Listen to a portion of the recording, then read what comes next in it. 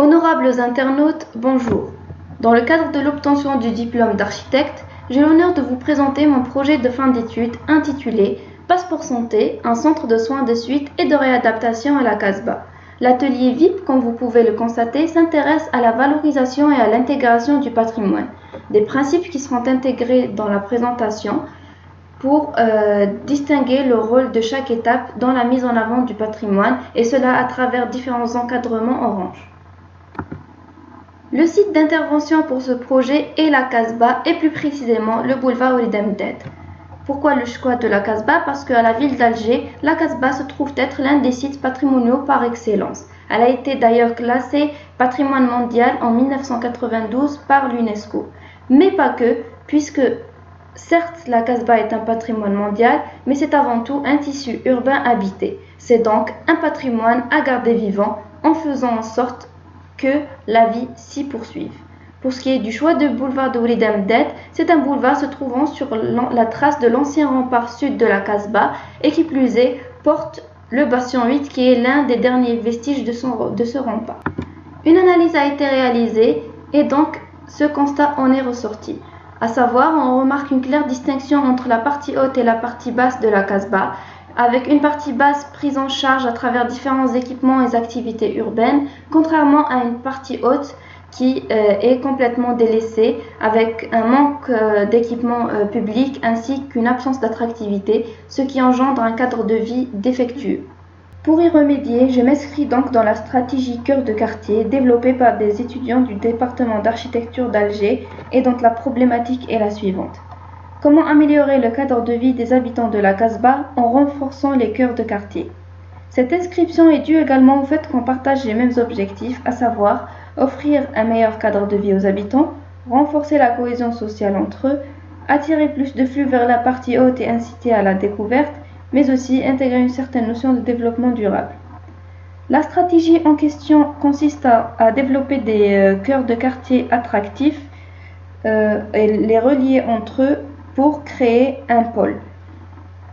Mais ceci se concentre seulement sur la partie basse de la Casbah, et donc pour homogénéiser l'intervention sur la totalité de la Casbah, je viens à mon tour la développer en identifiant des équipements sanitaires existants au niveau de la partie haute de la Casbah, à savoir l'hôpital Ali Aïtidé et l'hôpital Qtar, et créer un grand pôle sanitaire agrémenté par de nouveaux équipements de santé, à savoir mon projet par exemple. Le boulevard de Walid Amdad se voit donc végétalisé afin de drainer du flux par la marche à partir du square Port Saïd jusqu'au bastion 8 et la citadelle, et de ce fait inviter les gens à découvrir le patrimoine riche existant dans cette partie-là, et ceci dans un cadre paysager agréable. Cette parcelle a été choisie pour ce qu'elle présente comme potentiel à exploiter et challenge à relever. De par sa position en hauteur, elle symbolise une porte de la Casbah, en plus d'enlacer le vestige d'El Mahrousa, le bastion 8. Elle est d'une assise de plus de 2660 m², ce qui lui permet d'accueillir un équipement d'une certaine envergure. Elle est de forme peu régulière et est composée de plusieurs plateformes qu'on peut voir sur ces deux coupes, où on voit d'ailleurs le bastion 8 ainsi que les différentes plateformes et talus végétaux existants. Comme on peut le voir, cette parcelle est sur un terrain en pente. Les bâtiments avoisinants étant de gabarit peu importants, cela lui permet donc de libérer des vues, notamment sur la baie d'Alger et la Casbah, mais aussi sur le tissu du 19-20e siècle. Ce qui est très important dans tout processus de guérison dans un équipement sanitaire. Cette carte nous montre et démontre d'ailleurs la très bonne accessibilité de la parcelle par différents moyens de transport, mais aussi son accessibilité mécanique par le boulevard de la Victoire, mais aussi la rue de Bir Cherif. Nous montre aussi les deux grandes sources principales du projet, qui sont donc les équipements sanitaires précédemment cités, mais aussi les futurs équipements sanitaires prévus au niveau de ces deux parcelles sur le boulevard de Walid Amdad, qui viennent en fait renforcer l'idée du pôle sanitaire, puisqu'elle propose des équipements de nature sanitaire. La parcelle profite du statut d'échelle de ville du côté des deux boulevards de la Victoire et Oued en vue de l'important flux qui est généré, mais aussi du statut de quartier vers le tissu de la Casbah qui est dû à l'étroitesse des ruelles et donc à leur privacité. Ceci lui confère donc une double échelle à prendre en charge lors de la conception du projet. On peut remarquer donc cette double échelle à travers la largeur du boulevard du Oued Mded, mais aussi de l'étroitesse des ruelles de Rabh Riyah et de Mohamed Ben Ghni. La thématique du projet, vous l'aurez donc bien deviné, c'est bel et bien la santé. Mais pourquoi ce choix? L'Algérie, et encore plus la capitale, souffre de déficiences dans 3 secteurs majeurs, à savoir l'enseignement, l'habitat, mais surtout la santé. Donc on retrouve un manque de place pour la prise en charge des patients, un manque de qualité spatiale, etc. La pandémie du coronavirus n'a fait qu'empirer la situation et fait encore plus ressortir et ressentir ce besoin qui est plus qu'une nécessité pour que les habitants continuent donc de vivre confortablement dans leur quartier. Mais qu'en est-il donc de la relation de cette thématique avec le patrimoine? J'y répondrai par 3 réponses. La première est un mot, passeport santé. La seconde est un slogan, allié cure et plaisir de découvrir, destination santé. Ces 2 premières réponses se complètent dans le sens où le but est certes de se soigner, mais aussi de se soigner dans un cadre assez agréable et qui plus est dans un cadre patrimonial assez riche, ce qui suscite donc l'attention et la curiosité du patient. Et la troisième est le fait que le patient ait été loué à la Société hospitalière d'Afrique en 1899, ce qui donc ravive une mémoire du lieu.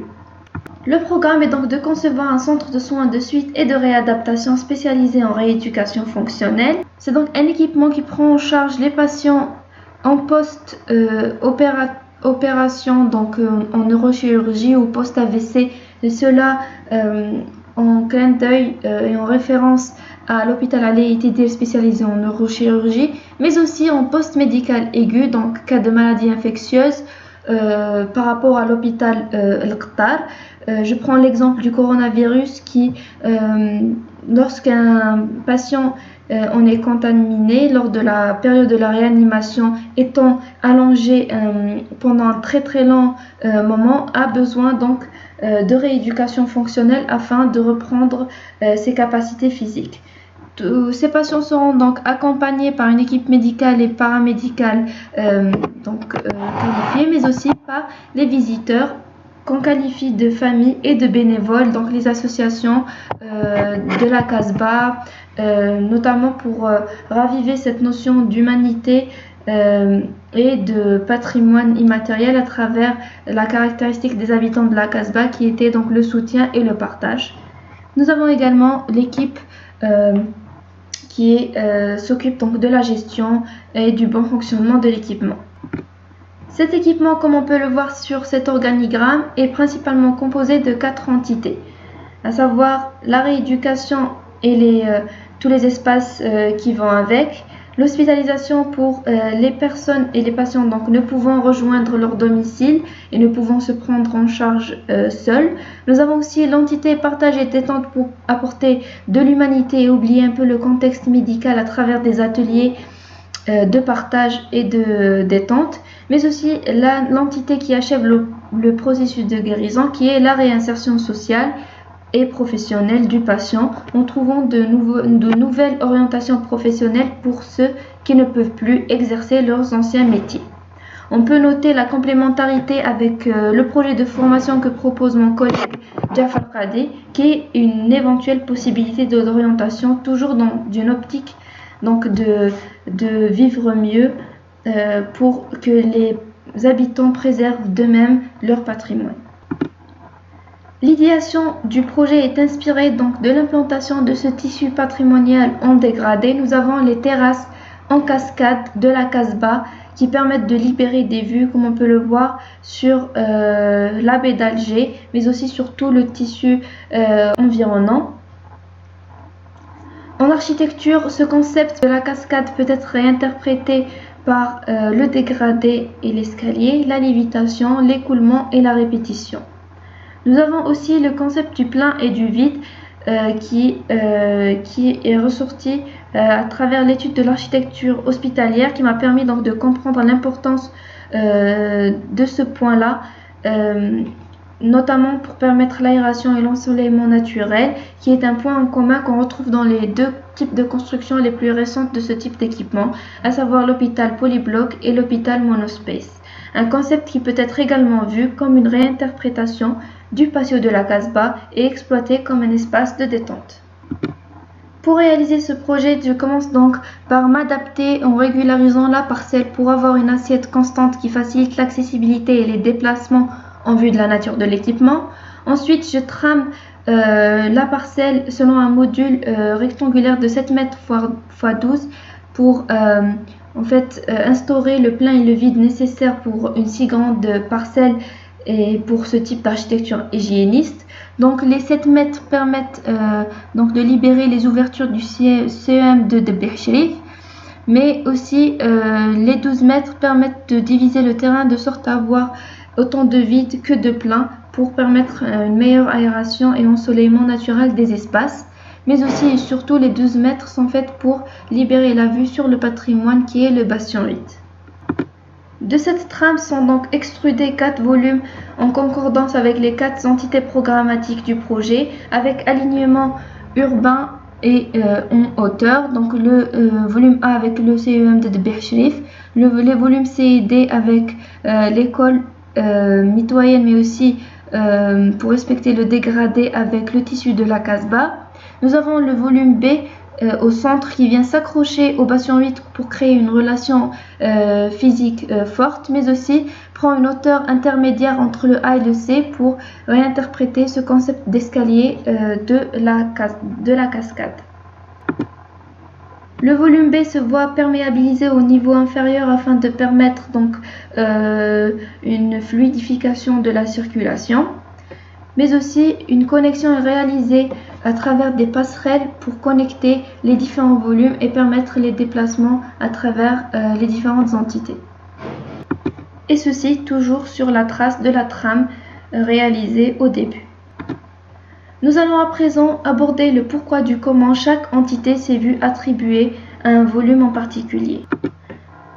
Nous avons le volume A qui accueillera l'entité rééducation car il profite de l'accès mécanique par le boulevard de la Victoire qui est le plus proche des sources d'alimentation du projet, à savoir les deux hôpitaux Qtar et Itidir, par laquelle donc arrivera le patient et sera pris en charge directement. Les espaces de rééducation sont mis du côté de la façade pour profiter de l'aération et de l'ensoleillement naturel, mis à part ceux qui n'en ont pas besoin, à savoir la thermothérapie ainsi que les vestiaires et la pharmacie. Le volume B abritera l'entité hospitalisation.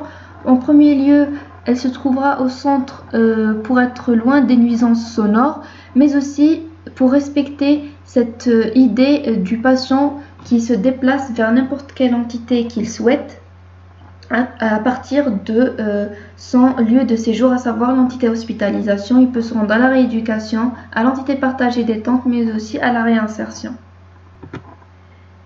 Et au final, nous avons l'entité partagée détente au niveau du volume C et l'entité réinsertion au volume D. Ceci est dû au fait qu'elle soit proche de la Casbah, du tissu de la Casbah, et donc perpétuer le patrimoine immatériel qui est le soutien et le partage des habitants de la Casbah. Nous avons le volume C avec partagé détente qui a une plus grande superficie et permet d'accueillir beaucoup plus d'ateliers et donc d'agrandir cette notion d'humanité dans un équipement sanitaire, et la réinsertion sociale un peu plus petite puisque ce sont des bureaux d'entretien avec les patients afin de les réorienter professionnellement. Donc nous avons la distribution se fait selon 3 critères, à savoir l'efficacité et l'accessibilité universelle, la sécurité incendie, mais aussi la qualité spatiale. Tout d'abord, l'efficacité des circulations. Étant dans un équipement spécialisé en rééducation fonctionnelle et donc accueillant des personnes à mobilité réduite, la circulation se doit être directe, efficace et sans obstacle. pour faciliter donc le déplacement des patients. Nous avons également des batteries d'ascenseur dans chaque entité, dans chaque volume, afin de permettre donc le déplacement vertical des patients. Pour ce qui est de la sécurité incendie, chaque volume se voit attribuer une cage d'escalier pour sécuriser en cas d'incendie, avec des portes coupe-feu et desservant un rayon de moins de 25 mètres. Allier efficacité à la qualité, encadrant des éléments du patrimoine à travers les espaces de circulation, à savoir des cadrages de vue sur le tissu 19-20e, comme on peut le voir sur ces illustrations, mais aussi et surtout le bastion 8 et la Casbah, encadrant des vues à travers les espaces de circulation et de détente. Les volumes se voient habillés d'une architecture assez simple, pure, de couleur blanche afin de s'intégrer à l'environnement du tissu 19-20e, et ceci à travers la démarcation de l'entrée par une soustraction pour libérer un parvis et marquer l'entrée de l'équipement, mais aussi une démarcation au niveau inférieur du projet par un traitement en retrait et en transparence afin de donner l'illusion de lévitation qui est une caractéristique du concept de la cascade, donc le vide qui porte des boîtes blanches. Multiplier les présences physiques par la création d'une faille au niveau du volume A, ceci va créer une diversité harmonieuse et donne une pluralité volumétrique dans cet environnement. Les volumes A et B et C étant assez allongés, je viens donc casser cette linéarité horizontale par la création de failles verticales à l'aboutissement des espaces de circulation pour permettre l'éclairage naturel, mais aussi d'offrir des vues dégagées sur l'environnement extérieur. Je m'intègre à l'environnement historique, donc sa valorisation se fait en reprenant des modules des bâtiments historiques environnants, à savoir ce module de l'école mitoyenne pour tramer les volumes A, B, C et D pour placer les ouvertures, et le module de l'école de Berchrif pour tramer les passerelles de circulation. La trame se voit encore plus divisée pour pouvoir par la suite dynamiser donc l'enveloppe à travers différentes tailles des ouvertures, mais aussi un décalage au niveau de leur position afin de donc instaurer un jeu de dynamique qu'on retrouve dans cette illustration. Des vues sur le projet qui nous montrent donc l'implantation en cascade à travers le boulevard de Ourid Mded, mais aussi à partir du tissu de la Casbah. Nous avons toujours ce respect et cadrage du patrimoine en respectant la hauteur donc du bastion et en s'alignant au niveau de l'entrée, en libérant une perspective au niveau de la rue de Mohamed Ben Gnif, mais aussi en recherchant ces vues à travers les passerelles de convivialité et de partage qui sont créées. Nous avons aussi un espace public végétalisé et minéralisé afin d'apporter de la nature au sein de cet équipement, ce qui est très important en termes visuels mais aussi de détente pour les patients, toujours en ayant une vue sur le patrimoine, donc le tissu de la Casbah et le bastion 8 à travers la cafétéria créée à ce niveau-ci. Nous avons une animation qui nous montre donc le projet à travers le boulevard de Ourid Mded. Nous avons l'implantation en cascade en escalier. Nous avons donc ce jeu de position des fenêtres pour dynamiser l'enveloppe avec des passerelles complètement vitrées pour libérer la vue sur l'environnement extérieur. La faille au niveau du volume A qui crée une diversité harmonieuse et une pluralité donc volumétrique. Nous avons donc le parvis qui est libéré et qui marque l'entrée de l'équipement tout en respectant un alignement avec le bastion 8.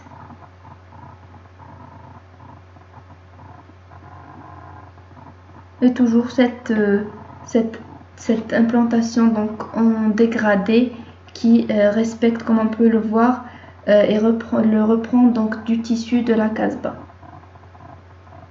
En essayant toujours d'avoir un maximum de perspectives sur le patient 8 et de le mettre en avant.